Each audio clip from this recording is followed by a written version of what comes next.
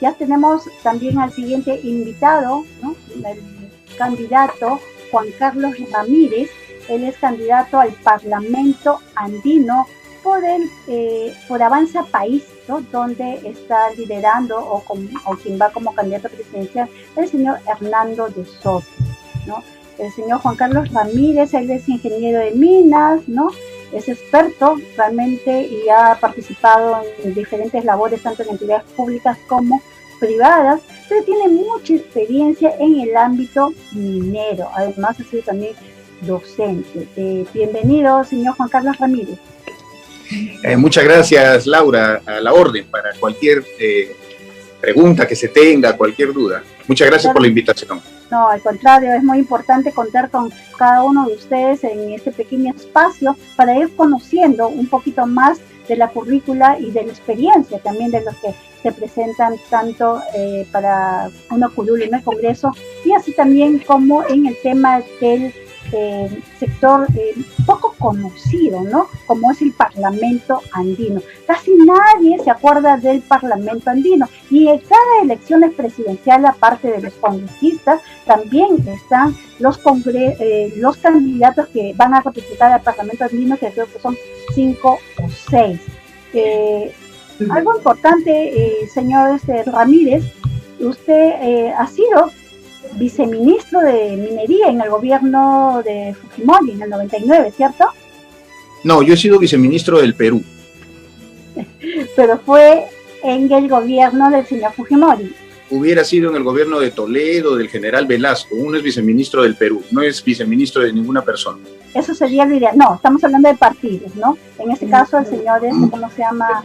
Fujimori era de su partido, pues, ¿no? Claro, pero también fui asesor de mi vivienda en la época del gobierno de Toledo, ¿no? Yo separo, digamos, a la persona que gobierna de la labor que tiene un funcionario público. Y en estos dos casos, digamos, lo invitaron a participar tanto de esos ministerios, básicamente por su trayectoria, digamos, profesional. Ahora, te digo exactamente lo que me dijo el ministro de la época, ¿no? Me llamó y me dijo, mire, le proponemos ser viceministro de Minas por 3 razones. La primera es porque usted es minero, ¿no? Es ingeniero de minas y entonces corresponde al sector. La segunda es porque hemos visto que le interesa a la patria, hemos visto sus tesis en sus lugares, en sus academias, y habla del Perú todo el tiempo, así que por esa segunda razón. Y la tercera razón es porque a estos sitios, a estos puestos uno viene cuando le conviene al país, no cuando le conviene a usted, ¿no? Entonces me convenció y yo acepté. O sea, ¿hace qué tiempo que usted ya labora, digamos, para la entidad del Estado? No, yo en realidad, sí, no, yo he estado 3 veces en el Estado. Uno es efectivamente, como mencionas, Laura, en el viceministerio, la otra en la dirección de la Escuela de la Contraloría y la otra en mi vivienda como asesor. Pero esas son las 3 veces que he estado en el Estado, ¿no?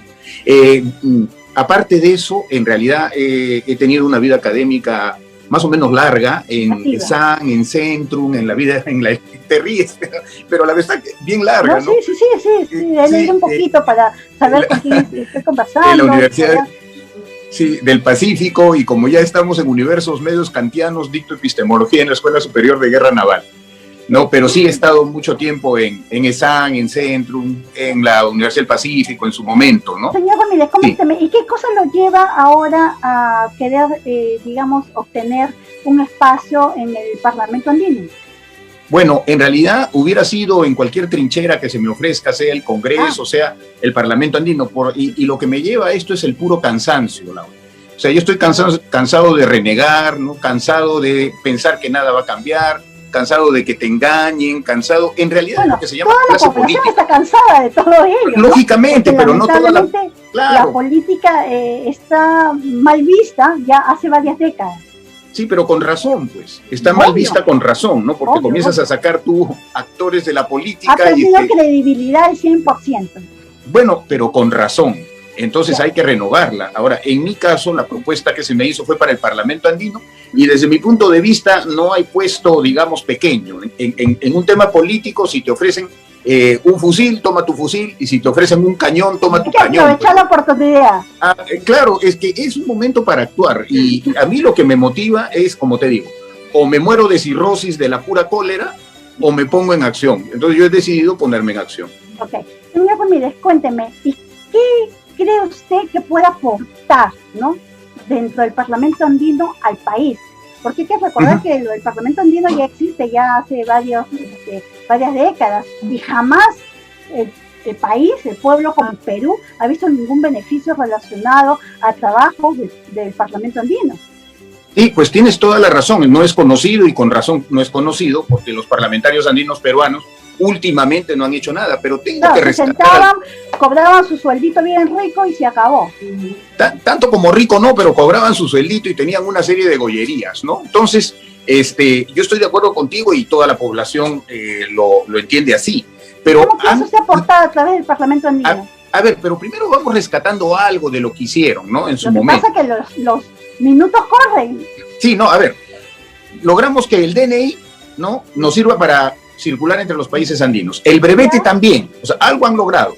Lo que yo pienso hacer es extender eso a la homologación de títulos universitarios, de manera que los egresados peruanos, ¿no?, de Bausati Mesa, de la Universidad San Marcos, puedan ejercer sus profesiones en Ecuador, en Colombia, en Chile o en Bolivia. Así como los de ellos. Eso se usa, revalidando, obviamente, ¿no? Sí, pero es que hay una serie de trámites que lo hacen engorroso. En realidad los colegios profesionales podrían tener ya una lista predeterminada y tú podrías ejercer sin más trámite, o sea, sin revalidación. Eso no podemos cambiarlo en los otros países hermanos, por más que sean del Pacto Andino. No, sí, se puede cambiar, porque el Parlamento andino justamente está para eso, para integrar. Su primer objetivo es armonizar la legislación del bloque. Ese es su primer objetivo. Tiene como objetivos el control político. El Parlamento andino tiene voz, pero no tiene voto. Entonces, ¿cómo lo haría? Eso no importa, gritando puedes hacer que te hagan caso. No, eso sí tampoco. No, claro que, o sea, desconfías del poder de la palabra. Lo que pasa es que acá, como vemos y como hemos visto las cosas, pues si no tienes voto, ¿de qué sirve tu voz? Muy poco, lamentablemente. Hay que ser realista. Bueno, yo no estoy tan seguro. El señor Sagasti es presidente sin el voto de nadie. Bueno, eso es diferente, ¿no? Eso es otra cosa. En este caso usted está postulando y por eso es importante saber que si usted, al poder ser favorecido con un espacio en el Parlamento andino, ¿cuál sería su función? Porque hay que recordar que el Parlamento andino tiene facultad propositiva, pero no es ley, no es norma, no es nada, es sugerencia. Bueno, pero es que esos borradores de proyecto tienen potencia.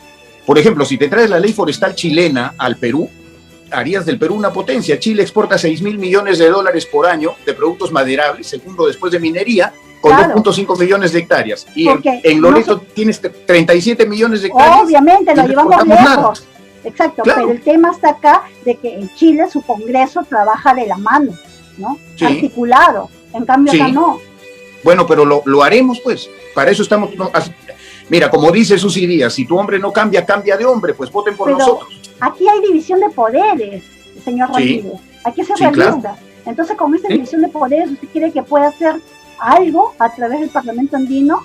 Claro, pero Laura, tú estás diciendo división de poderes como si fuera una especie de abismo en el que no se puede pasar al otro poder. Los seres humanos coordinamos y hablamos. El Parlamento andino tiene una tarea bien grande y fuerte, y le vamos a hacer seguimiento si realmente usted logra cambiarle la cara, ¿no?, a los representantes del Parlamento andino y que realmente pues justifica su sueldo, porque es un buen sueldo, es un sueldo como un congresista cualquiera, entonces no es cualquier cosa.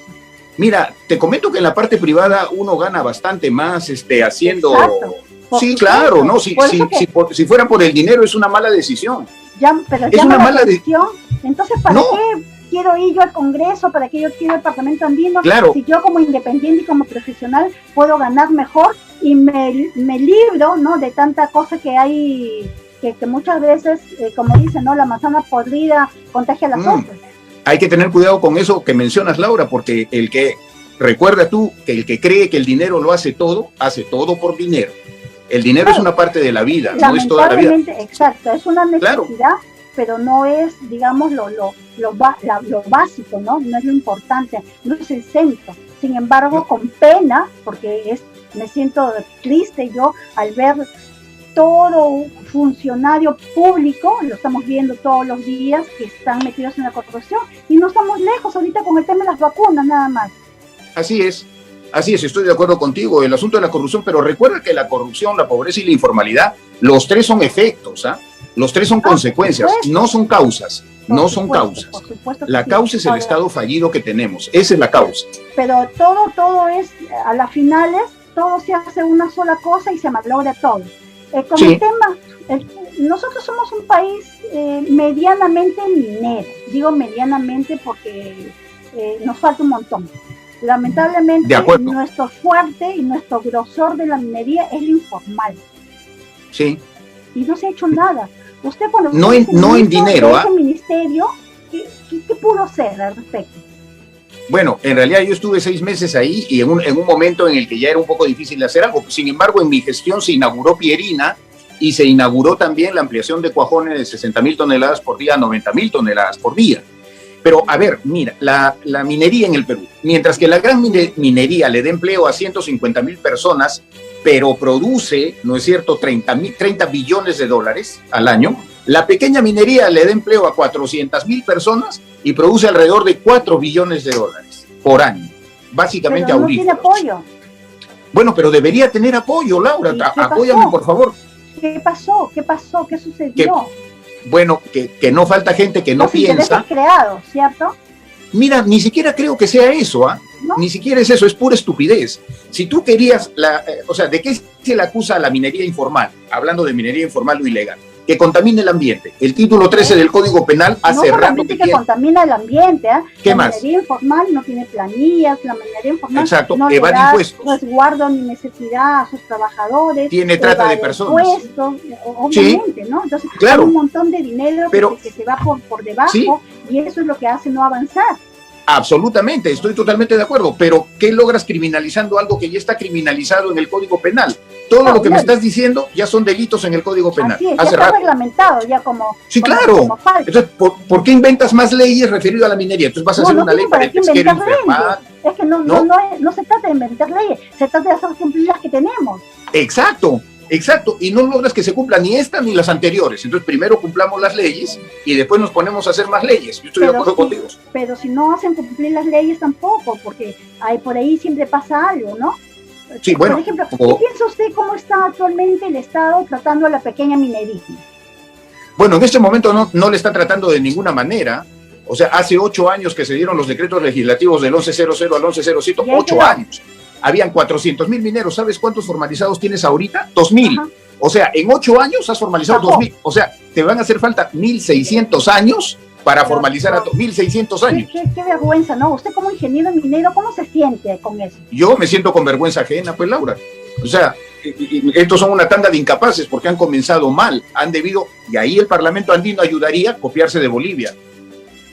Claro, copiar lo bueno no está mal, ¿no? Pero el tema es de que siempre vivimos copiando, ¿no? A medias, y a las finales no hacemos nada, no avanzamos. O sea, ni chicha ni limonada. Exacto, entonces... Bueno, estamos de acuerdo. ¿Hasta dónde, no? Hasta el 11 de abril, cuando voten por los 3 trenes de Avanza País. Entonces les vamos a pasar encima como un tren. No lo sé. Las encuestas, a propósito de ello, ¿qué opina usted de las encuestas? Que tú le crees a las encuestas, no creo, Laura. Tú se nota una mujer inteligente. Hay de todo, ¿no? Hay de todo. Acá tenemos que mirar por todos los panoramas. Claro. Pero mira, a ver, suponte que las encuestas son legítimas, ya, o sea, están bien hechas. Todos sabemos que las opiniones cambian. No están bien hechas porque no están más grandes que no coinciden en los porcentajes. Claro, pero vamos dándoles pues el beneficio de la duda. Suponte que estén bien hechas. Mira, la tecnología actualmente hace que la opinión sobre una persona cambie en 1 hora, en 2 horas, ¿no es cierto? En la mañana eres un santo y en la tarde eres Satanás. Y con las redes te conviertes en Satanás de inmediato.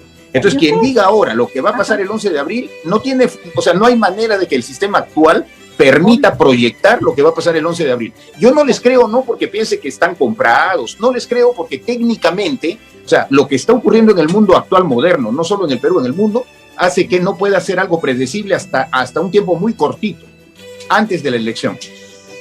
Bueno, sí, la verdad que estamos viviendo una etapa muy complicada que ha venido digamos, a desmotivarnos más de lo que ya estábamos con el tema de la pandemia, que hasta el momento no se puede salir de ella, sino que cada vez vemos que la situación se está agravando un poco más. Así es. Usted ha sido también asesor de una empresa minera privada. Sí, bueno, he sido asesor de varias, en realidad, también en Colombia, en Ecuador y en Bolivia, o sea, en los países andinos. Ya, pero la última creo que ha sido Hatun Suku. En Hatun Sunku fui gerente hasta hace más o menos 1 año y medio. De Moquegua, ¿cierto? Está en Moquegua, la operación en Moquegua, que dicho sea de paso, Sí. no está en operación porque justamente los permisos, la burocracia y todo eso no permitieron entrar en operación en su momento. Oh, qué complicado, la verdad. Es complicado, Laura, de verdad que se sufre mucho. Señor Ramírez, nos vamos a ir a un pequeño corte comercial y regresamos para unirnos con el señor Pozo con unas pequeñas preguntas para conocernos un poquito más, ¿sí? Ningún problema, bestial. Ok, ustedes no se muevan, amigos, regresamos en unos segundos. Esplendor, Casa Hogar, institución dedicada a brindar ayuda y a mejorar la calidad de vida de adultos mayores.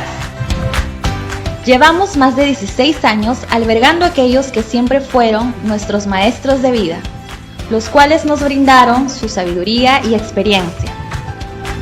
Más de 240.000 adultos mayores han recibido cuidados generales durante estos años y seguiremos ayudando a muchos más. Con tu ayuda y donativo se puede lograr. Súmate a nuestra causa.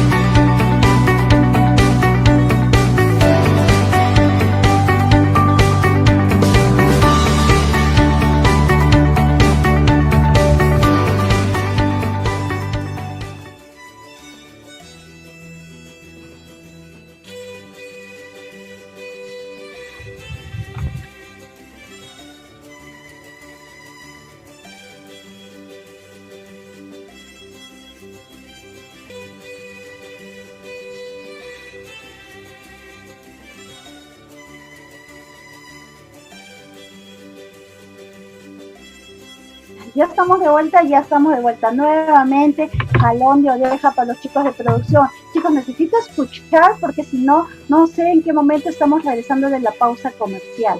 Entonces, a ver si se ponen por favor un poquito ahí más atentos. Bien, estamos con dos candidatos, un candidato al Congreso de la República y un candidato al Parlamento andino. Es muy importante, vuelvo a repetir, conocer a cada uno de ellos porque de esta forma podemos elegir a quienes realmente van a llevar y a dirigir nuestro país durante 5 años. Entonces, desde este humilde programa queremos realmente poder compartir con ustedes un poquito de la importancia que es conocerlos a ellos y poder escucharlos un poquito. Bien, estamos con el señor Juan Carlos Ramírez, que va justamente al Parlamento andino, y con el señor Pozo, que va al Congreso de la República por el Frente Amplio. Señores, gracias por continuar acá en el programa y vamos a hacer unas pequeñas preguntas para ambos y conocerlos un poquitito más, ¿no? Estamos ahorita, digamos, con una campaña, se podría decir, diferente a lo que hemos conocido en otras oportunidades, y ese de repente es uno de los temas que no deja que ustedes se puedan desplayar como antes y tener contacto directo. ¿Cómo se sienten en esta campaña? Señor Pozo.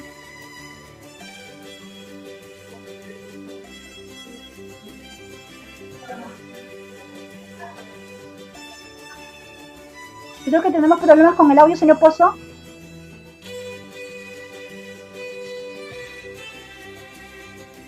El audio, tenemos problemas con el audio del señor Pozo porque no lo escucho. ¿Sí? Pues, señor Pozo, creo que está apagado su micrófono. ¿Puedes revisarlo, por favor?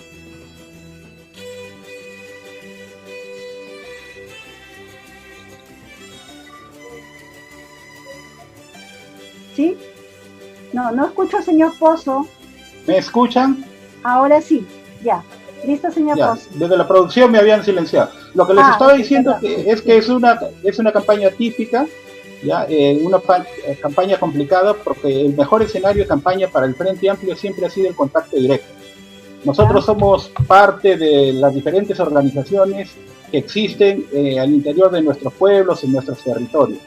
Sin embargo, lo que estamos haciendo es levantar la agenda de cada uno de nuestros pueblos. En el caso de Lima, nosotros lo que estamos haciendo es levantar la agenda de los distritos de Lima Norte, de Lima Este, de Lima Sur, una agenda que nunca está en el Congreso de la República, porque el Congreso de la República es indolente, no se preocupa de la agenda de estos distritos. Por ejemplo, en el caso de Lima, nosotros tenemos una propuesta que reconoce y valida lo que se dice en cifras oficiales. Antes del inicio de la pandemia, se decía que el 72% de los peruanos estaban en la informalidad. Ahora estamos en esta etapa de la pandemia y se dice que estamos bordeando el 90% de la informalidad. Sin embargo, ya hay candidatos que se han dedicado y se han hecho famosos persiguiendo a quienes salen a vender algún producto, ¿ya? En las calles, porque si no venden ese producto no tienen cómo mantener a sus familias. Bueno, señor Pozo, ¿ya? la verdad que eso es relativo, porque nos está, digamos, llevando a que el tema de la pandemia y los contagios desborden, porque creo que sí deben de tomar conciencia. Yo sé que es muy difícil, ¿no? Sin recursos y sin medios económicos poder hacer una cuarentena, pero creo que ya hay un grupo de la población que se excede en ese tema. A ver, le damos el pase al señor Ramírez por minutito. 20 segundos para terminar. Miren, si es que existen ambulantes, si es que existen mototaxistas, o sea, si es que crece el fenómeno de la informalidad, es porque hay desempleo, ¿ya? Los ambulantes son ambulantes porque no hay empleo. El responsable de ese problema es el gobierno nacional. Bien, gracias. Bueno, es relativo. Gracias. No se mueva, nos pasamos con el señor Ramírez. Señor Ramírez, estábamos comentando en la primera pregunta de que esta campaña es inusual, es rara, es diferente a otras veces. Entonces, ¿cómo se sienten ustedes al no poder, digamos, llegar a la población que quisieran y poderles darles a conocer el plan de trabajo que tienen para el país? Porque hay que recordar que, si bien es cierto, ustedes son personas individuales independientes, sin embargo, el trabajo congresal lo hacen prácticamente por bancada. Bueno, Laura, yo no he estado en otra campaña anterior, de manera que no te puedo hacer la comparación, pero sí quiero decir lo siguiente. Estoy por completo de acuerdo con el señor Pozo. Él tiene toda la razón. Es decir, efectivamente, la informalidad es una consecuencia del mal manejo económico que te lleva a la informalidad.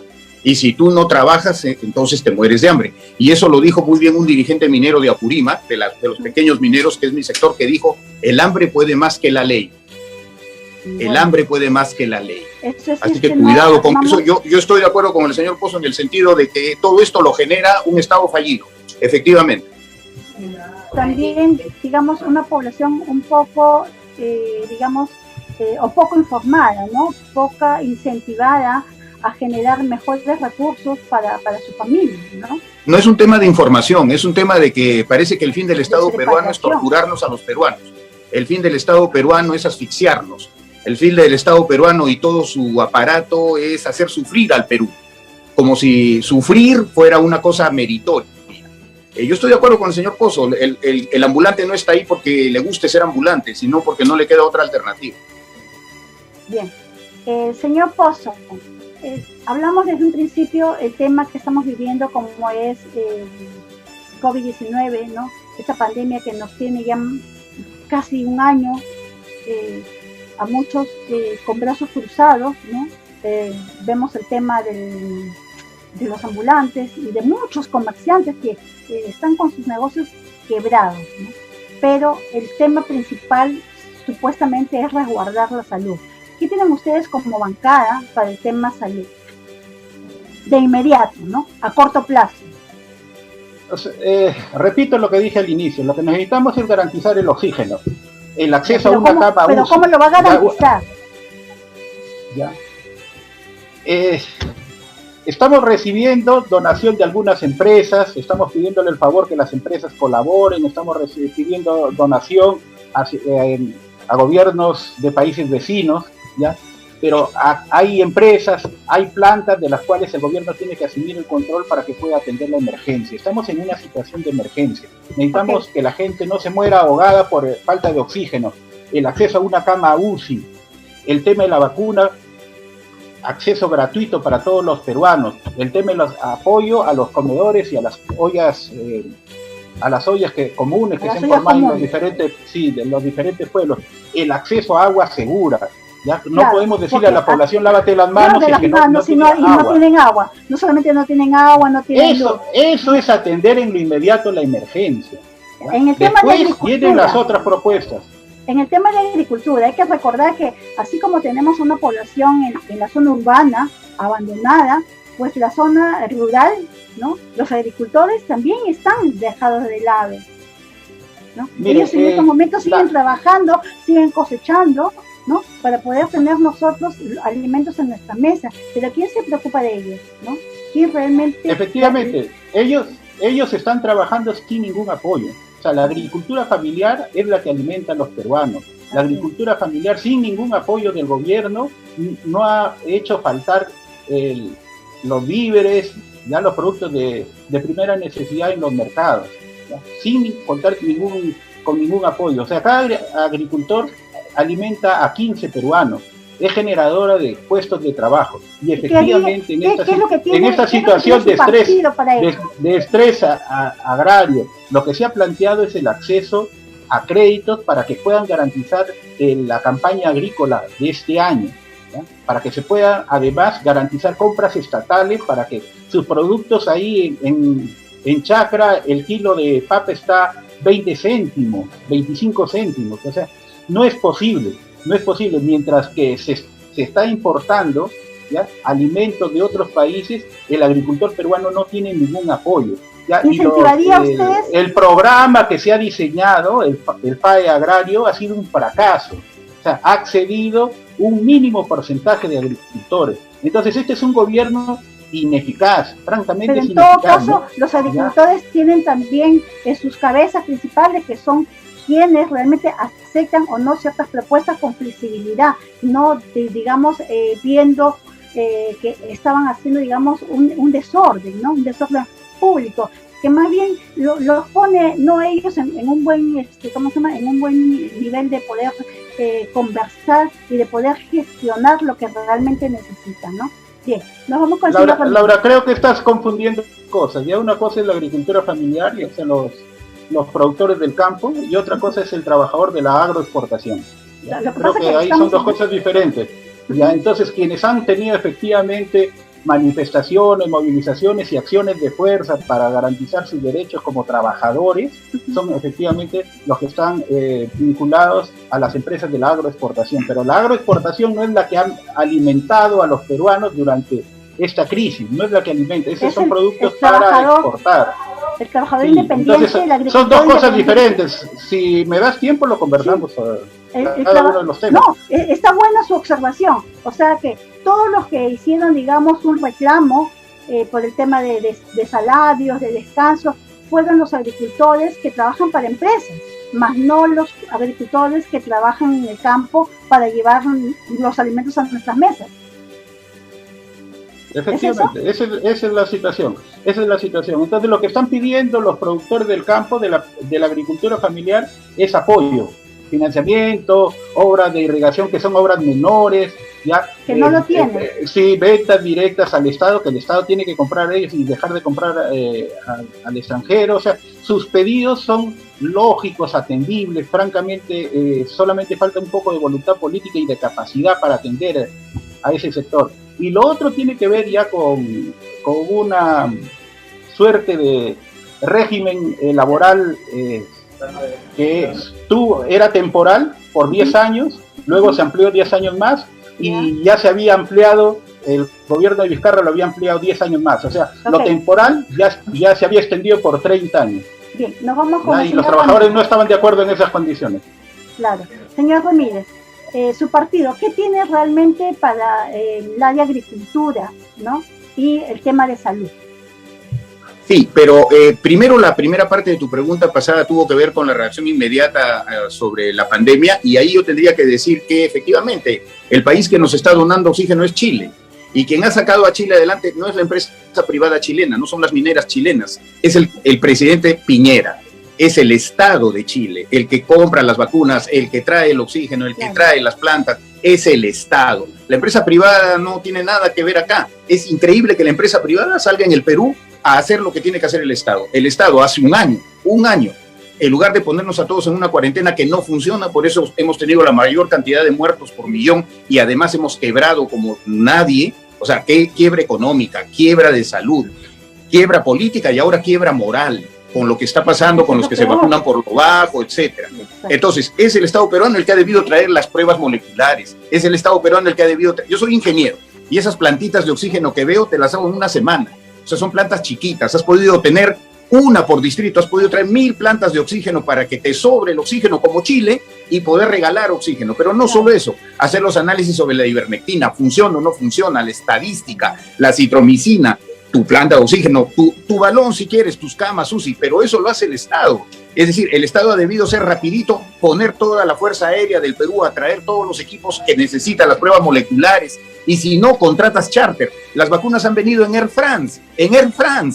O sea, si quieres, contratas a Air France, pues, y te traes todas las máquinas, todas las camas, todas las vacunas, todas las pruebas moleculares. Eso es el Estado, esa no es la empresa privada.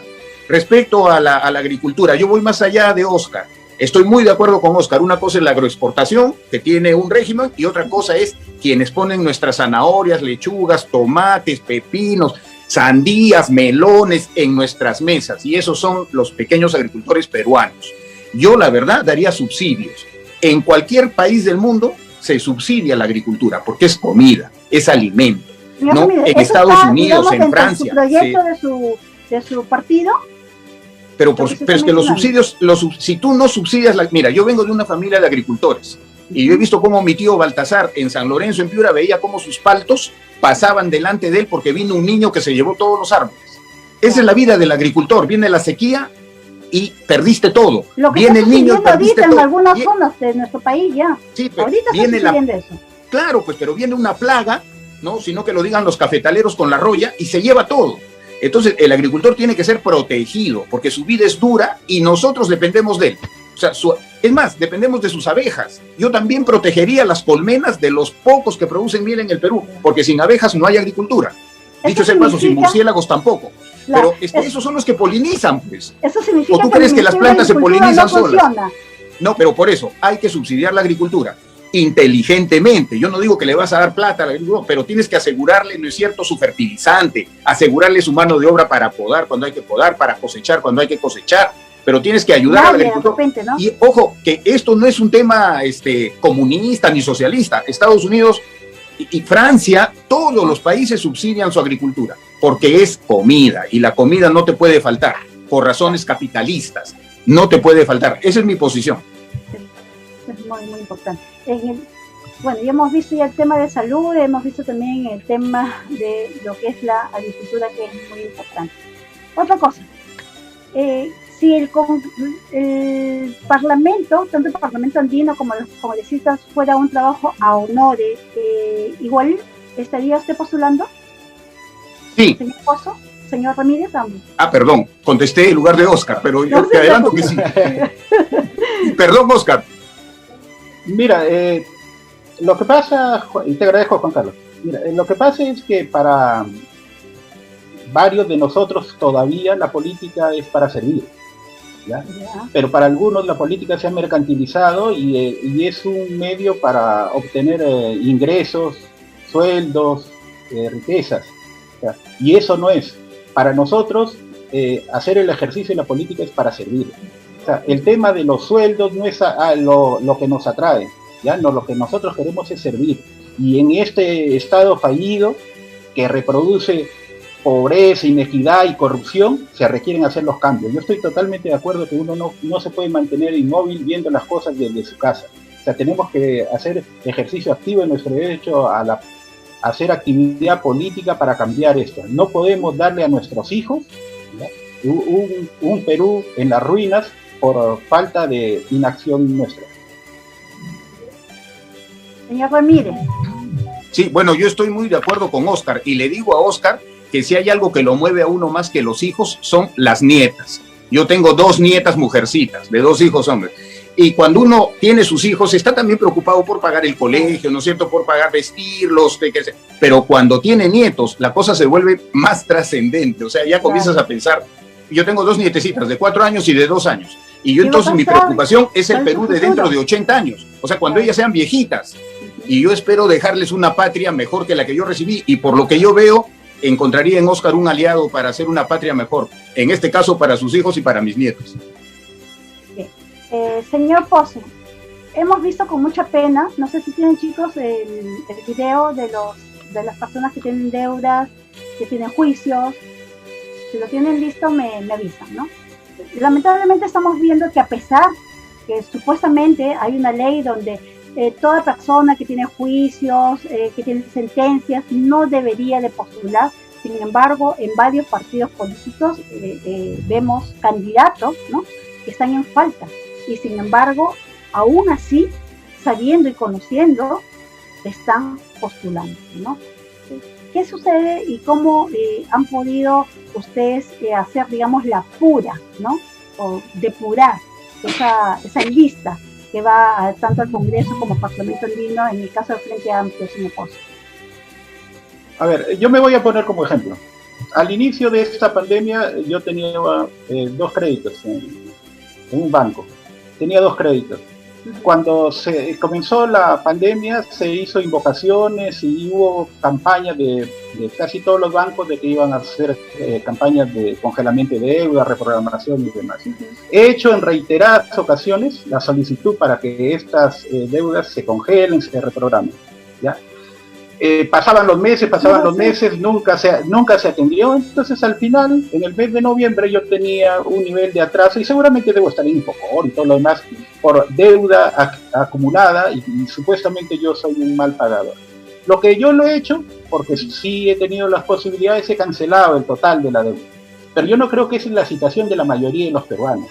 O sea, la mayoría de los peruanos, con un sistema bancario, francamente, que es una suerte de oligopolio, pero ese es algo suave, donde todos ganan, ellos ganan, ¿ya? Y no le han dado facilidades a sus clientes. Entonces el sistema financiero que es muy duro, muy crudo con sus clientes, ¿ya? Entonces, ¿qué cosa es lo que pasa? Entonces habría que ver cada caso, pero en mi opinión, o sea, este sistema financiero, o sea, no tiene no está ayudando ni se está, digamos, poniendo algo la de por la sentido pandemia de humanidad, ya, o sea, todo es negocio, o sea, está organizado de tal manera que garantiza la rentabilidad y no toma en cuenta de que lo que está en juego en estos momentos en este país y en el mundo es el tema de la vida. Claro, pero en su caso es diferente porque es solamente una deuda a causa de la pandemia. Vemos de que hay deudas millonarias y no solamente deudas, sino que hay juicios, hay sentencias por cosas mucho más grandes, ¿no? A eso me refiero. A ver, sí, ya, a ver, yo les explico. Nosotros decimos que vamos a eliminar las exoneraciones tributarias y vamos a cobrar todas las deudas que tienen las grandes empresas con este país. Según el jefe de la SUNAT, en el 2019 ya las exoneraciones tributarias fueron más de 17.000 millones. ¿Ya? Es escandaloso. Sí, ya, y esas exoneraciones actualmente son más de 200 en este país. Y el tema de las deudas es una cifra mayor. O sea, las grandes empresas tienen deudas y las judicializan, ¿ya? No tienen voluntad de pago y las judicializan. Pierden en el Poder Judicial y ahora han llegado al Tribunal Constitucional. Exacto, ese es en el tema de las empresas que me parece. El Tribunal Constitucional, sí, ha perdonado parte de su deuda a Telefónica, sí, es terrible. 729 millones de soles, parte de la deuda, y esta semana está agendada una audiencia para ver el caso de los Cochabamba, otro gran deudor con el Estado peruano. O sea, ese dinero, esas empresas lucran, y ese dinero que se deja de percibir, no lo podemos destinar, por ejemplo, para garantizar. garantizar un mejor servicio de salud, ¿ya? Mejor ahí tiene razón, ahí sí tiene razón. Eso sí, pero de todas maneras creo que si postulamos a un cargo público, deberíamos de tratar y de evitar de ir lo más limpio posible, ¿no? O muy suave, como en su caso, que es una pequeña deuda solamente por el tema de pandemia. El señor Ramírez. Bueno, tú hiciste dos preguntas. La final fue cómo evitar que gente con sentencias, ¿no?, con un pasado oscuro no entre. Bueno, se ha tratado de filtrar pues todo lo que se ha podido. También hemos visto que los jurados especiales son bastante ahora puntillosos en ese filtro. Espero que tengamos un Congreso pues mejor, ¿no? Seguramente así será con los filtros que ahora usan los partidos y también el jurado mismo, ¿no? Pero sobre el tema anterior que se está tratando con respecto a las deudas, a ver, el Mefistófeles del Satanás llamado cártel bancario, el Mefistófeles se llama tasa de interés.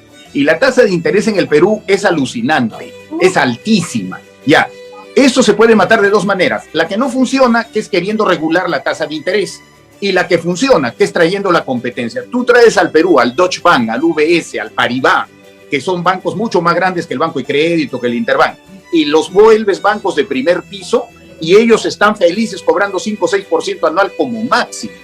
Y bajas las tasas de interés de inmediato porque todo el mundo va a querer vender su deuda a alguien que le cobra 4 veces menos. Entonces, el tema es que si tú abres la puerta y pones como bancos de primer piso, bancos de talla mundial, los cuales consiguen dinero a 0.1, a 0.2% y lo prestan a 5, a 4, a 6, entonces tú lo que haces es bajar las tasas de interés en función de una competencia invencible. Porque yo sí veo los estados financieros de los bancos nacionales y todos ganan 1.500 millones, 2.000 millones, 3.000 millones. Lo que pasa es que así no funciona la superintendencia. Eso significa que, y en pandemia también, en pandemia igual. Entonces, lo que hay que hacer es abrir el mercado bancario porque efectivamente es un oligopolio, por usar la palabra más elegante. Otros usan la palabra cártel, pero en realidad hay mucha concentración en el Perú. La manera de terminar con eso es abrir la puerta a bancos de primer mundo, que sean bancos de primer piso también. Bien, se nos acaban los minutos ya. Para terminar, algo muy importante que atañe mucho a este programa y a la gran población. Hemos visto que con esta pandemia, lamentablemente, de forma muy fea, muy cruel y muy triste, los más afectados han sido las personas adultas mayores, ¿no?